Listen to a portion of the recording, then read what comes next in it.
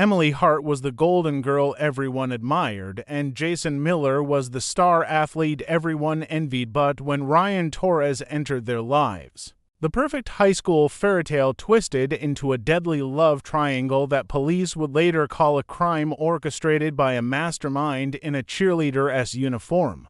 Emily Hart was the kind of girl people pointed at in hallways. Not because she was loud or showy, but because she carried herself like she already knew she was destined for something bigger.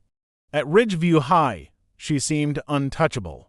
Her blonde ponytail bounced with every cheer, her uniform always immaculate, her smile sharp enough to light up a Friday night football game.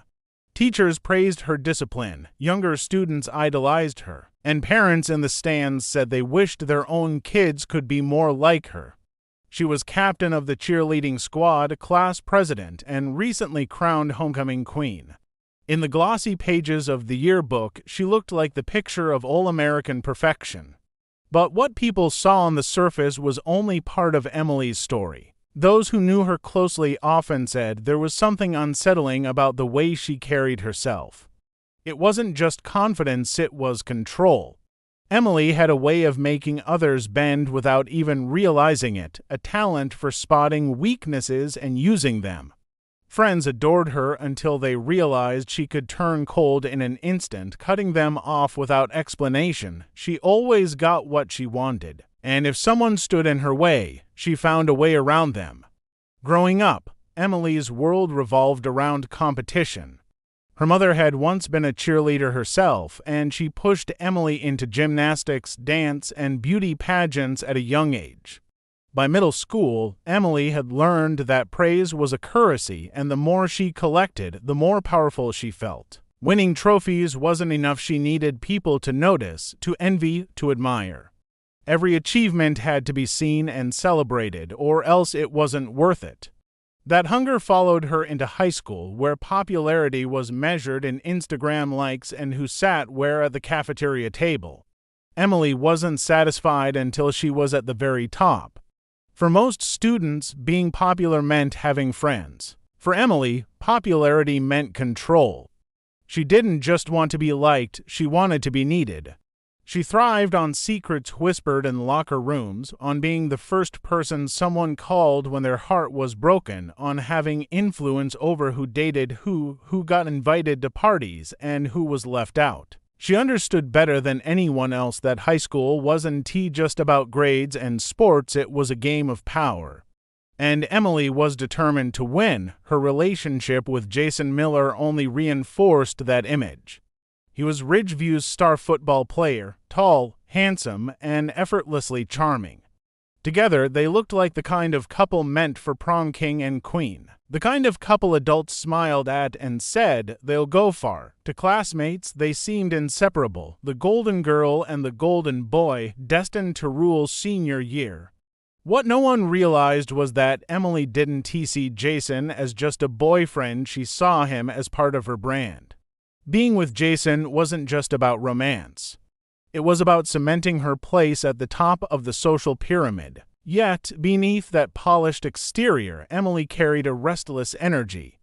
The applause from the bleachers, the compliments from teachers, the likes on her photos, it was never quite enough. She needed bigger thrills, greater challenges, something to keep her on edge. For someone like Emily, perfection was a mask she wore with ease, but masks can slip, and the girl behind it wasn't content with simply being admired. She wanted control over every outcome, every story, and every person who crossed her path. And at Ridgeview High, that desire for control was about to set off a chain of events no one could have predicted. Emily's life looked flawless from the outside, but perfection rarely holds steady. Her relationship with Jason Miller was proof of that. Jason was everything she could want in a boyfriend on paper. He was tall, athletic, and adored by nearly everyone at Ridgeview High. He wasn't just the quarterback of the football team, he was the kind of boy who made teachers laugh, remembered classmates' birthdays, and had the sort of easy charm that drew people in without effort. Beside him, Emily looked unstoppable. They were the couple who seemed to have it all, the ones who set the standard others tried to follow. But Emily wasn't satisfied with Jason alone. Where Jason was calm and predictable, Ryan Torres was different. Ryan had transferred to Ridgeview during junior year, and he didn't fit the polished mold of the school's golden crowd. He was quieter, more intense, and carried himself with a seriousness that set him apart from Jason's carefree confidence. Emily noticed him almost immediately, not because he was flashy, but because he seemed unaffected by her reputation. While others stumbled over themselves to impress her, Ryan stayed at the edges, observing more than speaking. That intrigued her. To Emily, Ryan was a challenge, and challenges were irresistible. At first, their connection seemed harmless. A shared glance in class, a few casual words exchanged in the library, lingering smiles at practice when Ryan stayed late to shoot hoops. But soon, harmless turned into secretive. Emily thrived on the thrill of sneaking around, of being able to control two very different boys at once. With Jason, she had the perfect image, the captain and the quarterback, the flawless couple. With Ryan, she found intensity, someone who hung on her every word and seemed to live for her attention. The balance gave her a rush. It was like playing two roles in a story only she was writing. Ryan fell hard, faster than anyone expected. To him, Emily wasn't just another pretty face. She was magnetic, a girl who could see through his quiet exterior and draw him out. He believed he was different from Jason, that he understood Emily in ways no one else could. He convinced himself their secret relationship meant more than her public one. Ryan's feelings grew stronger the longer it went on, and Emily encouraged it, feeding him just enough affection to keep him hooked while never fully giving up her place beside Jason. Jason, meanwhile, remained unaware for months. He trusted Emily without hesitation. To him, their relationship was steady and secure, a cornerstone of his high school life. But cracks were forming in ways he couldn't see. Emily was juggling two worlds, and like a performer balancing on a thin wire, she thrived on the risk of falling but was determined to stay upright. What Emily didn't realize was that her desire for control was creating something dangerous. She thought she was managing two relationships, but in reality, she was fueling a fire. Ryan's attachment to her was growing obsessive, and Jason's blind trust left him vulnerable. It was only a matter of time before the lines between Emily's two lives began to blur, and when they did, the results would be more explosive than anyone could have imagined. The moment Jason stumbled across a strange message on Emily's phone, the perfect picture she had painted began to fracture. It wasn't an outright confession, just a short line that didn't sound like the words of a casual friend. Jason asked about it, but Emily was quick to brush it off. She had mastered the art of disarming suspicion, softening her voice, offering a practiced smile, and spinning an excuse that felt almost too reasonable to question. Jason let it go, though unease began to settle in. For Emily, that confrontation was more than a minor scare. It was a warning that her carefully balanced game might soon collapse if she didn't act fast.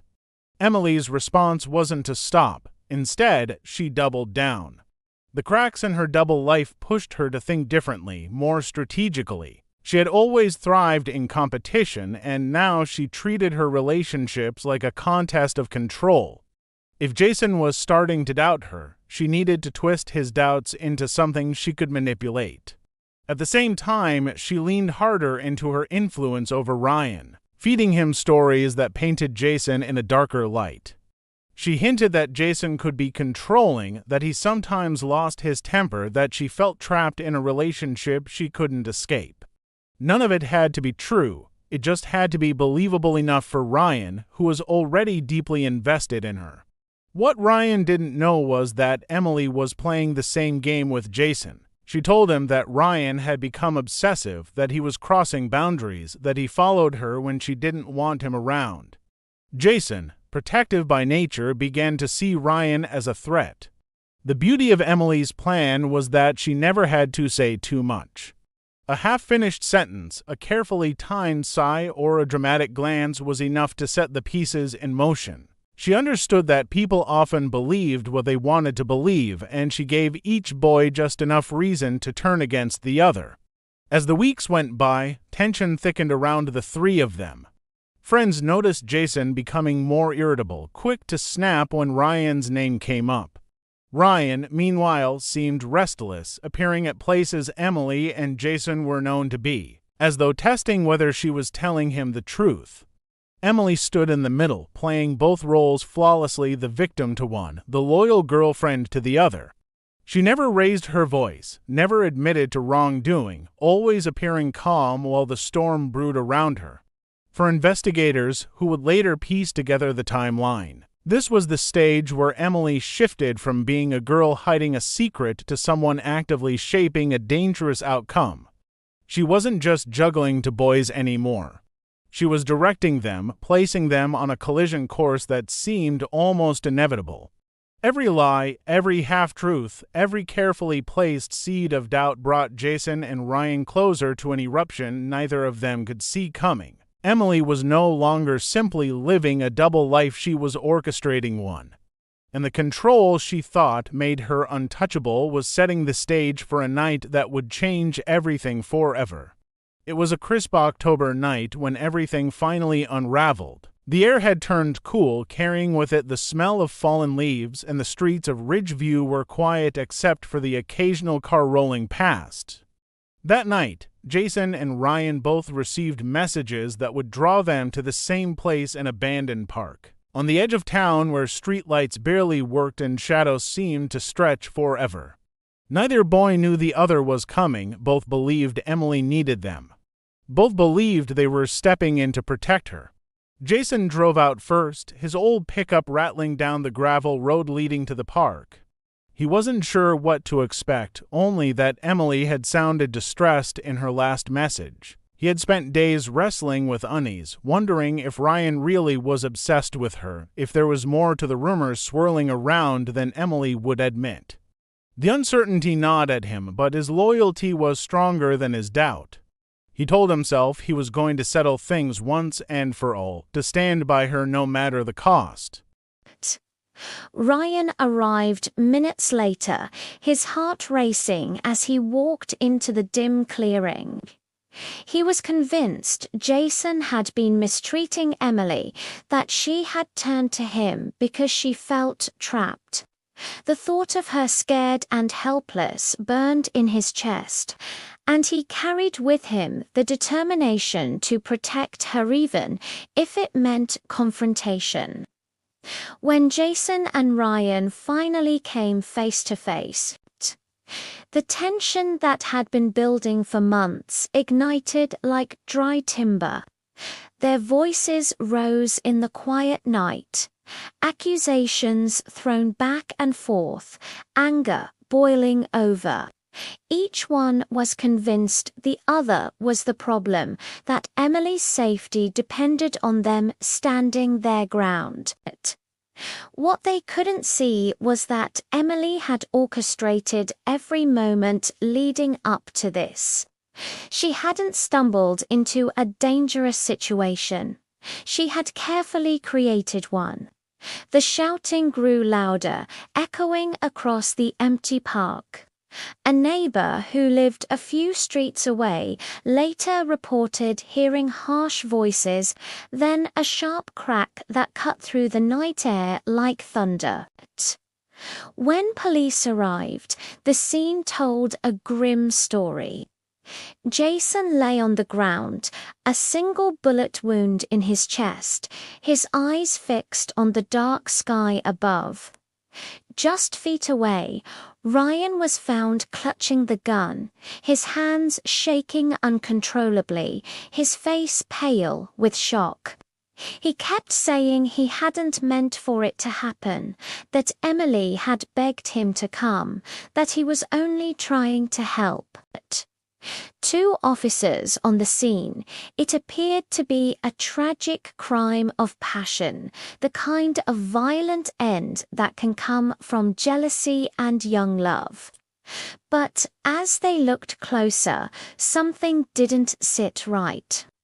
Ryan was frantic but confused, unable to explain clearly how events had unfolded. Emily, when questioned, told them she had only wanted the two boys to talk things through, that she never imagined violence would erupt. Yet the way the meeting had been arranged, the conflicting stories she gave, and her calmness in the face of tragedy all suggested a more complicated truth. What had seemed like a sudden outburst of teenage rivalry was, in fact, the deadly climax of a plan that had been set in motion long before that October night. Emily's influence hung over the scene, invisible but undeniable, like the final move in a game only she had been playing. The investigation into Jason's death began with a focus on Ryan. After all, he was the one found holding the gun, his fingerprints smeared across the grip. His body trembling as officers pulled him away from the scene. To detectives, it initially looked simple. A jealous rival pushed too far, a teenager overcome by emotion. But the deeper they dug, the more inconsistencies began to appear. Ryan's story shifted, not because he was hiding something, but because he seemed genuinely unsure of how he had ended up in the middle of a nightmare. He kept repeating one namely. Detectives turned their attention to her. At first, Emily presented herself as the grieving girlfriend, calm and cooperative, answering every question with composure. She explained that she had only asked Jason and Ryan to meet so they could resolve their differences, never expecting it to escalate. Her words were steady, her tone soft, her eyes glistening at all the right moments. On the surface, she was convincing. But investigators had learnt to look beyond appearances, and when they began piecing together phone records, text messages, and timelines, a far more chilling picture emerged. The evidence revealed Emily's careful manipulation. Messages she had sent to Ryan painted Jason as a threat, someone who scared her and wouldn't let her go. At the same time, her messages to Jason described Ryan as unstable, a boy who wouldn't leave her alone no matter how much she insisted. The records showed that Emily had set up the meeting at the park, choosing a place isolated and dark, framing it as a chance for resolution. In reality, she had drawn both boys into a trap, knowing the tension between them had reached a dangerous peak. Friends came forward, too, adding pieces to the puzzle. Some recalled Emily complaining about feeling trapped in her relationship with Jason, while others remembered her bragging about how devoted Ryan was to her. Several admitted she had a way of making them feel used, as though their loyalty was a tool for her advantage. Slowly, the image of the perfect cheerleader began to crumble. When the case went to trial, prosecutors laid out a narrative that shocked the community. They argued that Emily was not simply caught in a tragic love triangle. She had orchestrated it from the beginning. She had manipulated two young men's emotions, fueled their jealousy, and set them on a path that could only end in violence. Ryan, they said, had been the one to pull the trigger. But it was Emily who had placed the gun in his hands figuratively, if not literally. The jury listened as text messages were read aloud, each one dripping with manipulation, each one pulling Jason and Ryan deeper into her scheme. They watched as Emily, once the golden girl of Ridgeview, sat stone-faced in the courtroom, her polished image shattered under the weight of evidence. In the end, Ryan was convicted of manslaughter, his life forever marked by a single night of misplaced trust and desperation. Emily was convicted as the true architect, the mastermind who had turned teenage drama into deadly tragedy. The verdict sent shockwaves through the town. Parents who had once pointed to Emily as a role model now warned their children about her. The high school that had once celebrated her achievements now whispered her name in hushed tones. For Ridgeview, Jason's death was not just the loss of a promising young man, but the revelation of how dangerous control and manipulation can become when left unchecked. Emily had wanted power, and for a time she had it. But in the end, it was that same hunger for control that exposed her, leaving behind a story that would haunt the community for years to come.